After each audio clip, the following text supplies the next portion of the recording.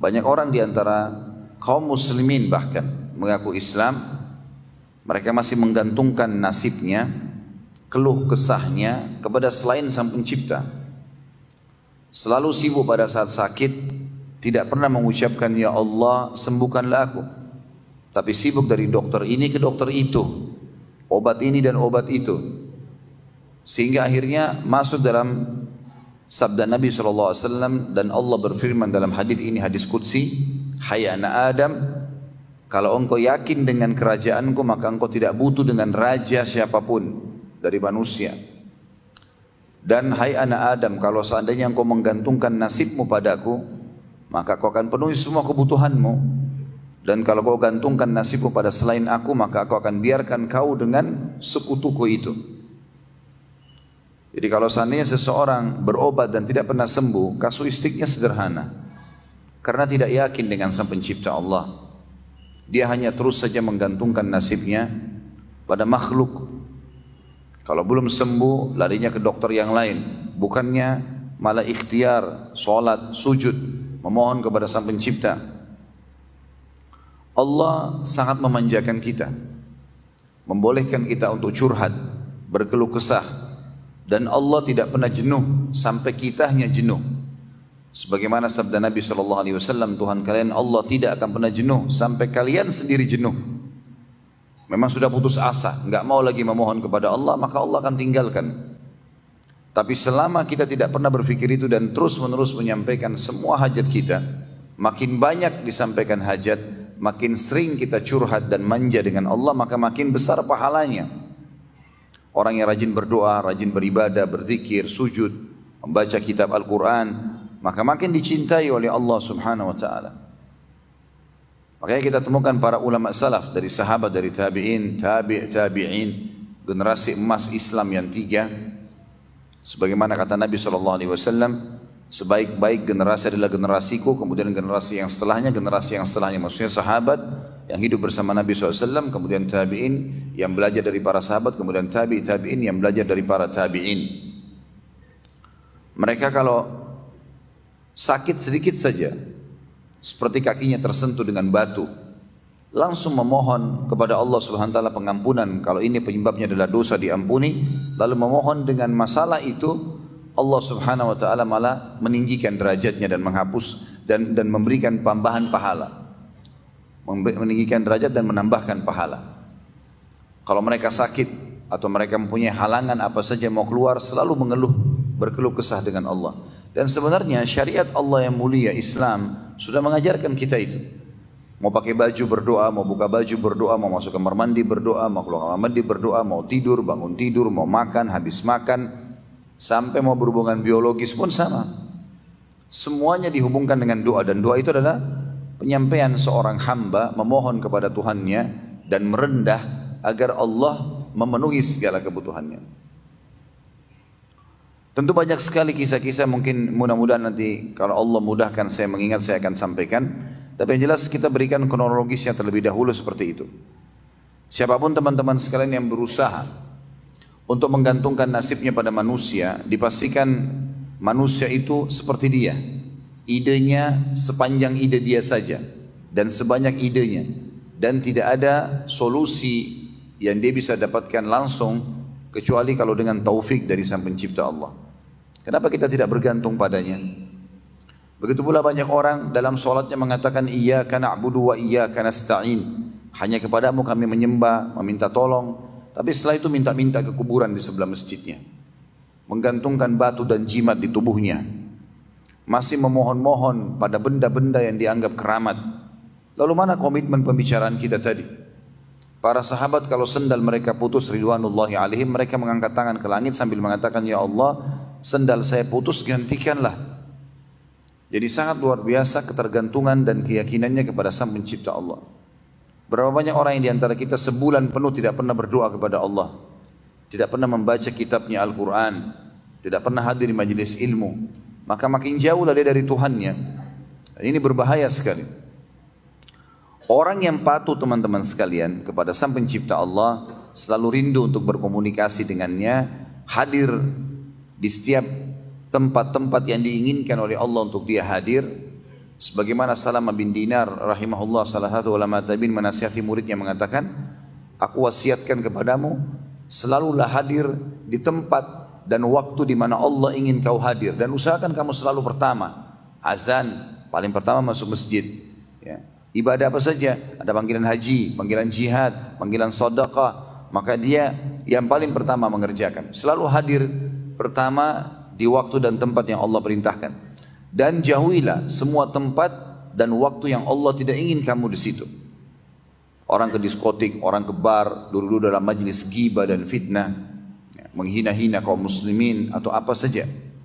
Maka ini semuanya wasiat yang emas yang disampaikan oleh Salamah bin Dinar rahimahullah. Orang yang patuh teman-teman kepada Sang Pencipta Allah, karena dia yakin Allah penciptanya, maka apapun yang diperintahkan dia kerjakan, yang dilarang dia jauhi. Dinamakan dengan, kalau laki-laki, laki-laki saleh, dan kalau perempuan namanya salihah. Sementara lawannya, orang yang tidak mau patuh kepada Allah diistilahkan dengan fajir, fasik. Ini adalah orang-orang yang membangkang. Allah menyuruh dia tidak mau, Allah larang dia melanggar, dan selalu hidupnya dalam kelalaian-kelalaian.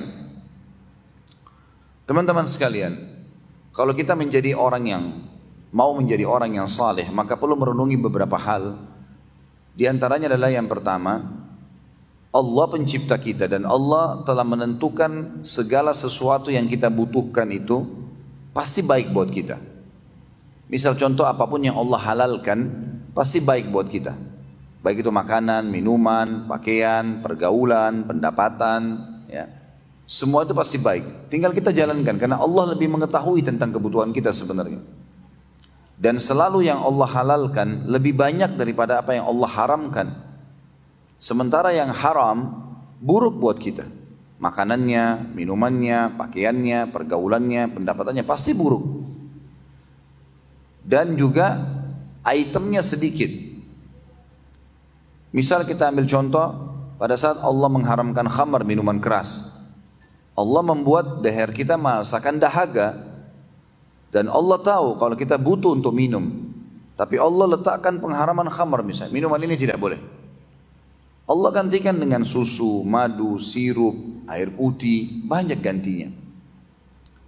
Kita dilarang makan babi, Allah ganti dengan sapi, kambing, ayam, ikan, semua hewan di air, ya.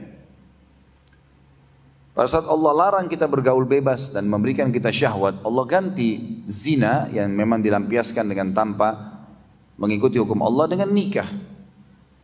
Dan Allah mudahkan semudah-mudahnya. Dan seterusnya. Teman-teman sekalian, banyak sekali dalil-dalil yang membuktikan kepada kita dari Al-Quran. Allah menceritakan tentang perbedaan antara orang yang bertakwa, orang yang saleh dan salihah, dengan orang yang fajir dan fasik. Beda, Allah akan siapkan fasilitas yang sangat berbeda bagi dunia maupun di akhirat. Ini sekaligus kita luruskan persepsi sebagian orang yang mengatakan, kalau saya dekat dengan agama, kalau saya pakai jilbab, kalau saya berjenggot, kalau saya hadir sholat di masjid, atau saya ambil jurusan agama, kalau lagi SMP, SMA di pesantren misalnya, atau jurusan S1-nya, maka mungkin saya tidak akan bisa dapat pekerjaan, saya akan terkucil, ya, hidup saya susah, ya. Ini semua persepsi syaitan, tidak benar. Dan pada kesempatan ini kita akan sebutkan 17 poin keutamaan dan kelebihan orang yang bertakwa, orang yang saleh dan salihah. Bagaimana dia akan mendapatkan banyak sekali peluang-peluang dalam hidupnya. Dan teman-teman tentu sebelum saya bacakan ayat, nanti bisa coba terapkan dalam hidup. Seminggu saja, apalagi kalau bisa sebulan dan setahun dipraktikin. Coba dalam seminggu itu semua keran-keran pintu kemaksiatan yang bisa mengajak kita pada pelanggaran agama ditutup, dan semua pintu-pintu yang mengajak kita pada taat kepada Allah dibuka. Misal mata kita, telinga kita, mulut kita, tangan, kemaluan, kaki, semuanya dijaga. Setiap hari kita kontrol dari pagi sampai malam. Dari ibadah apa lagi nih? Ibadah apa lagi? Terus begitu. Rasakan selama seminggu non-stop. Contoh yang paling tepat kemarin Ramadan misalnya. Kalau ada di antara kita yang hadir di sini memaksimalkan Ramadannya kemarin, siang hari puasa, malam hari ibadah, tidak ada waktu untuk membuang-buang waktu itu di kantor pun pada saat kita lagi istirahat karena tidak ada waktu untuk makan siang. Lagi puasa maka duduk baca Al-Quran atau dengarkan pengajian. Pulang sebentar mandi sudah ada tarawih malamnya, istirahat sebentar sudah ada sahur, sibuk dengan ibadah. Maka itu ada kenikmatan yang luar biasa sebenarnya sedang dirasakan. Dan kenikmatan itu hanya dirasakan bagi orang-orang yang ikhlas tentunya. Sebagaimana juga orang kalau melakukan maksiat dia mungkin akan merasakan kenikmatan dalam maksiatnya. Tetapi selalu efeknya ketentraman jiwa akan datang kepada orang yang beribadah dan kesempitan dada bagi orang-orang yang berbuat maksiat. Itu sudah dipaparkan oleh Allah panjang lebar dalam ayat-ayat Al-Quran. Di antaranya dalam surah Shad, surah nomor 38 ayat 28. Surah nomor 38 ayat 28 yang bunyinya a'udzubillahi minasyaitonirrajim. Am naj'alul ladzina amanu wa amilus solihati kal mufsidina fil ard am naj'alul muttaqina kal fujjar. Bagaimana bisa kata Allah kami menyamakan dari sisi fasilitas nikmat-nikmat yang melimpah diberikan antara orang-orang yang beriman dan beramal saleh dengan orang-orang yang membuat kerusakan di muka bumi, bermaksiat ya. Dan bagaimana bisa kami menjadikan orang-orang yang patuh dan orang yang durhaka? Tidak mungkin sama, mustahil ya. Kita lihat kehidupan Nabi SAW dengan kehidupan orang-orang yang bertolak belakang dengan beliau di zamannya. Nabi SAW bahagia dalam rumah tangganya, bisa menjadi ayah yang terbaik, suami yang terbaik, pemimpin yang terbaik, pedagang yang terbaik, semuanya kebahagiaan hidupnya. Kalaupun ada masalah sedang dihadapi, bisa mendapatkan solusi yang terbaik. Bedakan dengan lawan-lawannya seperti Abu Jahal, Abu Lahab, mereka kaya raya waktu di Mekah. Tapi bagaimana kehidupannya? Abu Lahab mati dalam kondisi seluruh tubuhnya membengkak, membusuk sampai anak-anaknya tidak ada yang mau menguburkan. Cuma dilemparin dengan batu dalam kamar tidurnya, kemudian ditinggalkan karena busuknya. Abu Jahal mati di perang Badar dalam kondisi mengenaskan. Kemudian juga Umayyah bin Khalaf juga begitu. Orang-orang yang kaya raya di Mekah yang tadinya menganggap remeh Nabi SAW waktu di Mekah, karena mereka kaya raya, mereka pemimpin kaum. Maka mereka akan mengatakan, Muhammad kenapa kau yang ditunjuk? Kenapa bukan orang-orang kaya di antara kami? Kami lebih kaya daripada kamu. Menganggap remeh. Nabi SAW tetap sabar, menyampaikan kebenaran. Tapi hasilnya, ternyata selama hidup mereka susah. Anak-anaknya nyusahin hidupnya. Orang-orang kafir ini. Kemudian pada saat hidup pun sering bangkrut dalam usahanya. Kemudian juga pada saat meninggal mengenaskan. Sementara Nabi SAW berbahagia rumah tangganya. Didukung oleh para sahabat-sahabatnya. Kalaupun ada masalah yang dihadapi punya solusi yang terbaik. Anak-anaknya semua jadi baik. Dan yang dikenang sampai menjelang hari kiamat adalah kebaikan Nabi SAW. Sementara Abu Jahal, Abu Lahab orang tahunya keburukannya. Juga dalam ayat yang lain, surah Ghafir surah nomor 40 ayat 58 Allah berfirman, A'udzu billahi minasyaitonir rajim wa ma yastawil a'ma wal basir wal ladzina amanu wa 'amilus solihati walal musii qalilan ma tatadzakkarun. Tidak akan pernah sama antara orang yang buta dan orang yang melihat. Orang yang buta teman-teman aktivitasnya terhambat. Mau jalan pelan-pelan, dia tidak tahu bahaya, ada lubang di depannya kah, ada orang yang ingin menyusahkan dia kah, mengganggunya, dia tidak tahu ya. Bahkan dia cuma bisa merasakan saja hujan, panas, dia tidak bisa lihat semuanya. Kalau dia mau beli buah-buahan dia cuma menebak, oh ini apel, oh ini anggur, dia tidak tahu warnanya, dia tidak lihat. Kata Allah tidak akan sama antara orang buta dan orang melihat. Orang melihat lebih cepat aktivitasnya, tahu membedakan warna-warna, bisa memilih. Kata Allah demikian pula tidak akan sama antara orang yang beriman dan beramal saleh dengan orang yang durhaka atau maksiat. Tapi sayang sangat sedikit kalian memikirkan masalah itu. Kemudian juga dalam surah Al-Jathiyah surah nomor 45 ayat 21 Allah juga mengingatkan. Kita belum masuk ke inti bahasannya, 17 poin yang akan didapatkan oleh orang yang saleh dan salehah. Tapi kita masih masuk di perbedaan antara orang yang patuh dan orang yang durhaka. Surah Al-Jathiyah surah nomor 45 ayat 21 Allah juga berfirman, A'udzu billahi minasyaitonir rajim. Am hasibal ladzina ijtara'us sayyiati an naj'alahum kal ladzina amanu wa 'amilus shalihat sawa'an mahyahum wa mamatuhum sa'a ma yahkumun. Apakah orang-orang yang berbuat dosa dan durhaka kepada Allah akan kami samakan mereka dengan orang-orang yang beriman dan beramal saleh, baik selama hidupnya ataupun pada saat dia mati? Sungguh buruk apa yang mereka nilai itu. Tidak akan pernah sama teman-teman sekalian. Orang yang melakukan ibadah-ibadah dalam ketentraman jiwa dan fasilitas dengan orang-orang yang berbuat kerusakan. Dan antum harus adil teman-teman sekalian. Banyak orang di antara kita tidak adil. Tidak adilnya maksudnya, mereka pada saat mau menilai, misal keadaan dia yang ekonominya pas-pasan, dia mempertemukan dengan orang kafir di sebelah rumahnya yang mobilnya Mercy. Ini tidak adil namanya. Kalau antum mau lihat bagaimana luar biasa fasilitas Allah pada diri kita, maka lihat orang yang sepadan dengan kita. Lihat orang kafir juga yang susah hidupnya seperti kita. Kita akan temukan nanti perbedaannya. Sebagaimana kita pertemukan antara kafir yang kaya dengan muslim yang kaya. Beda sekali fasilitasnya.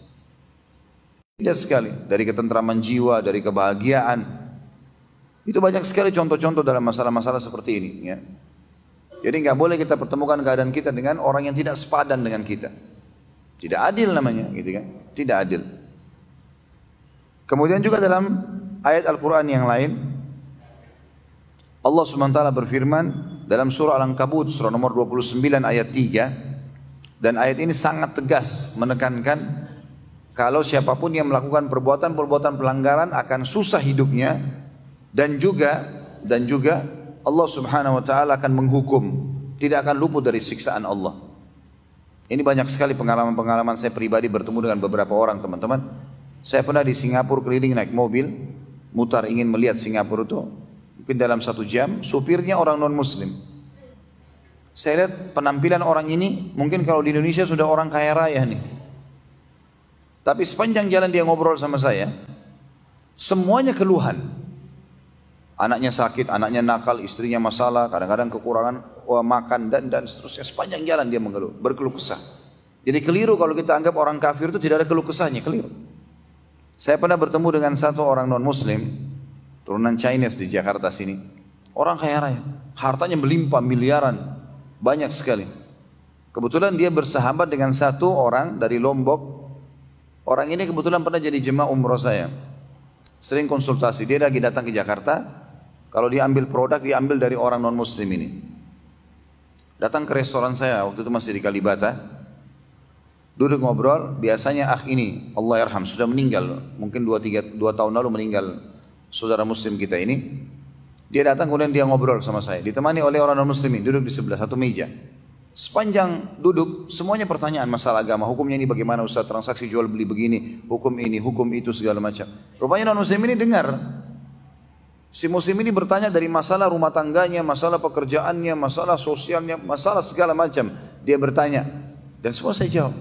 Ternyata dia tertarik dan dia bilang, Pak Ustaz saya juga bisa bertanya enggak? Orang itu beragama Katolik. Saya bilang, tapi saya menjawab dengan agama Islam. Dia bilang enggak masalah. Karena apa tadi yang dijelaskan kepada saudara ini, teman saya ini, itu semua saya juga hadapi. Saya juga punya masalah di rumah tangga. Lalu mulai dia cerita. Ribut dengan istrinya hampir tiap hari.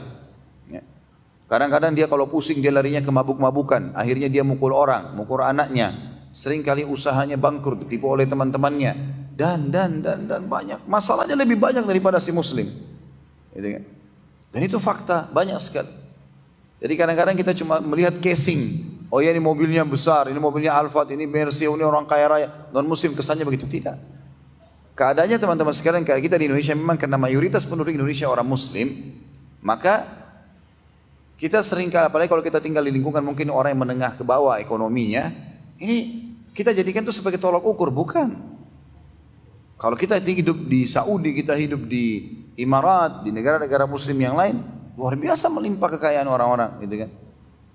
Kami tahu rata-rata ulama-ulama yang tinggal di Saudi, yang saya tahu, yang saya kenal mereka, termasuk imam-imam haram, mereka semuanya luar biasa. Syekh Sudes itu terhitung orang terkayanya Saudi. Imam haram punya banyak fasilitas, gitu kan? Karena kesolehan semuanya.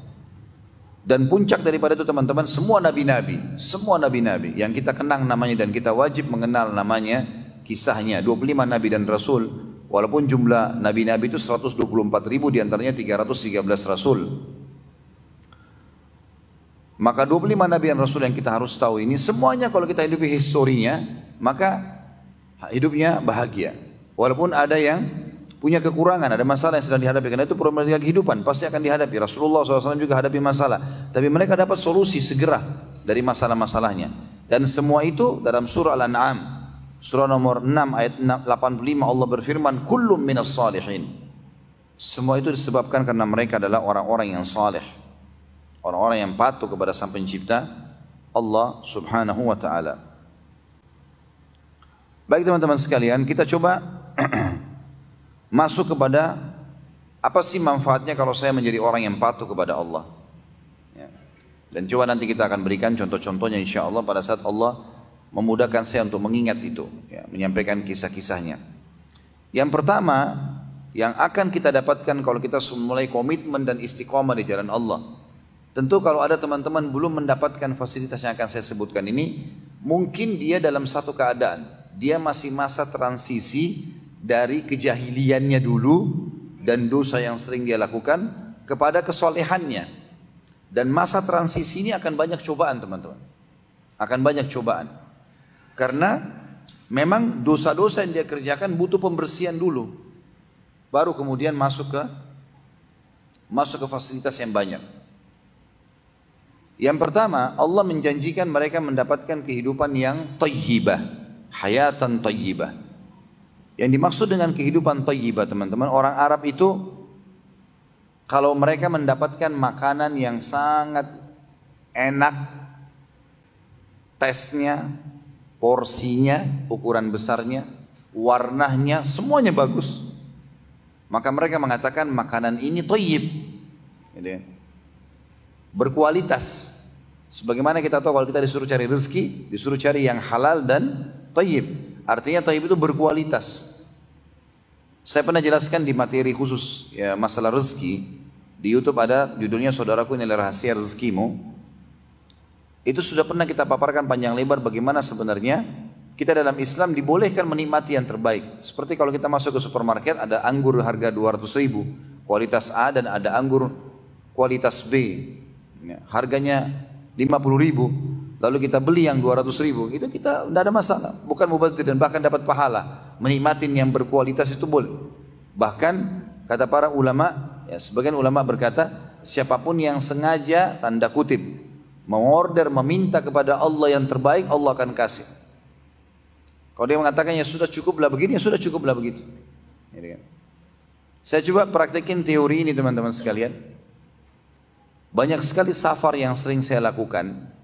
Safar keluar kota, kadang-kadang tablik akbar, undangan beberapa kaum muslimin, kadang-kadang keluar negeri.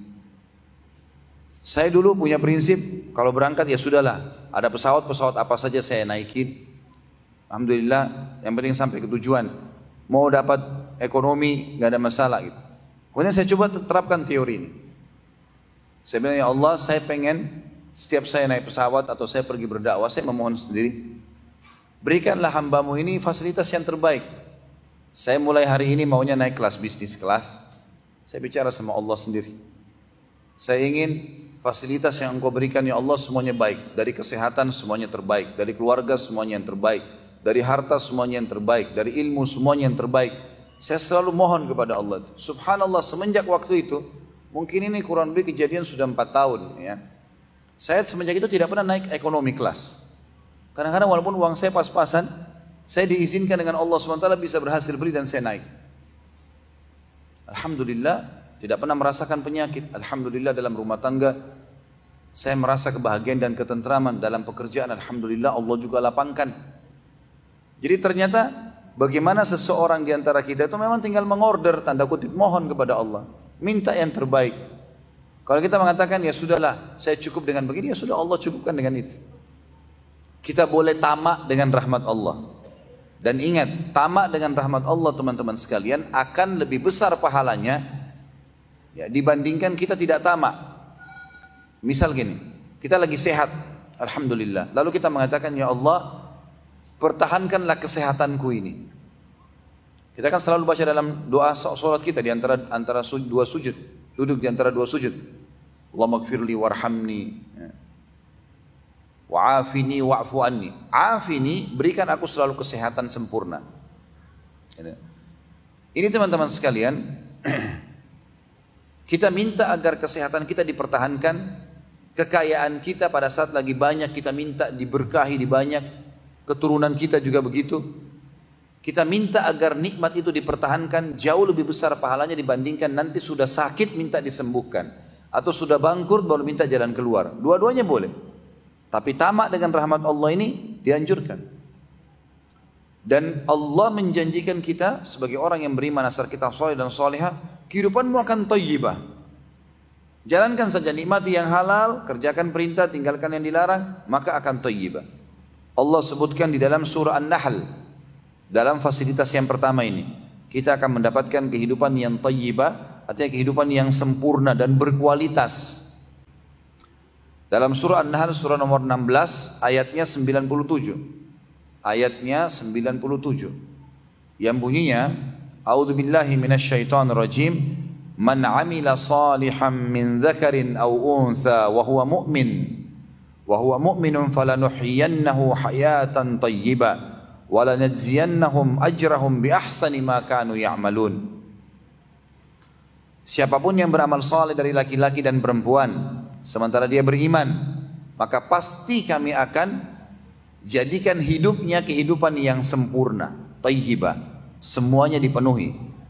Dan pasti kami akan balas syukur dia, nikmat yang sedang kami berikan kepada dia dengan pahala juga yang besar. Jadi fasilitasnya sangat luar biasa.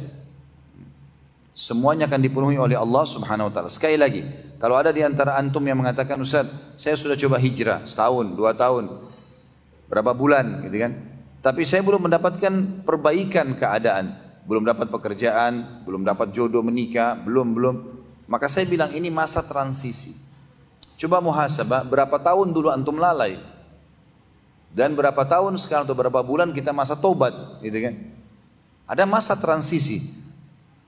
Nabi Ayyub alaihissalam itu kena penyakit, dapat nikmat 20 tahun, tidak sakit nggak apa. 20 tahun kemudian dicoba sama Allah dengan penyakit kusta. Itu berjalan 18 tahun beliau sama sekali nggak mengeluh kesah. Istrinya bilang, wahai Nabi Allah, kenapa anda tidak minta sama Allah supaya dihilangkan penyakit ini dan anda bisa berdakwah? Karena selama 20 tahun pertama anak laki-lakinya 12 orang. Badannya sehat. Nabi Ayyub alaihissalam termasuk salah satu nabi yang dikenang punya kerajaan, walaupun tidak ya terkenal seperti terkenalnya Sulaiman alaihissalam. Tapi Nabi Ayyub juga raja di kaumnya. Ya. Gagah, istrinya cantik, keturunannya 12 kaya raya. 20 tahun. Hari pertama tahun 21 Allah coba. Hari pertama kena penyakit kusta, menular, semua kaumnya tinggalkan. Hari kedua 12 anaknya laki-laki semuanya mati. Tanpa sebab, maksudnya di sini tanpa sebab adalah bukan karena penyakit. Mereka lagi duduk makan, lalu atap rumahnya rubuh, mati 12-12-nya. Hari kedua hilang semua anaknya. Hari ketiga, perkebunan, peternakan Nabi Ayyub alaihissalam khusus punya beliau saja, punya yang lain tidak. Masyarakatnya tidak. Dikena hama, hancur semua, badai, habis. Dalam 3 hari habis semua. Nabi Ayyub alaihissalam tidak pernah berkeluh kesah. Beliau menganggap ini adalah proses. Sampai 18 tahun tidak pernah berkeluh kesah. Tidak ada satupun orang yang mendekati, yang tinggal sama dia cuma istrinya saja. Sudah 18 tahun, kata istrinya, wahai Nabiullah, kenapa anda tidak mohon sama Allah? Enggak usah minta harta, enggak usah minta keturunan. Minta agar anda sehat saja, supaya bisa berdakwah lagi. Saya siap sabar. Nabi Ayyub bilang sama istrinya, berapa tahun dulu kita merasakan nikmat? Kata istrinya 20 tahun. Kata Nabi Ayyub alaihissalam, berapa lama sekarang kita diuji? Kata istrinya 18 tahun. Kata Nabi Ayyub, saya masih malu minta sama Allah. Beliau tunggu sampai 20 tahun, lalu beliau mengucapkan kalimat yang santun sekali. Dalam Al-Quran diceritakan, A'udzubillahi minasyaitonirrajim, Rabbi anni massani yaddur wa anta arhamur rahimin. Wahai Tuhanku, aku telah ditimpa penyakit dan engkau zat yang maha penyayang. Enggak mengatakan ya Allah ini sudah 20 tahun nih, harusnya saya juga dibalas begini, enggak.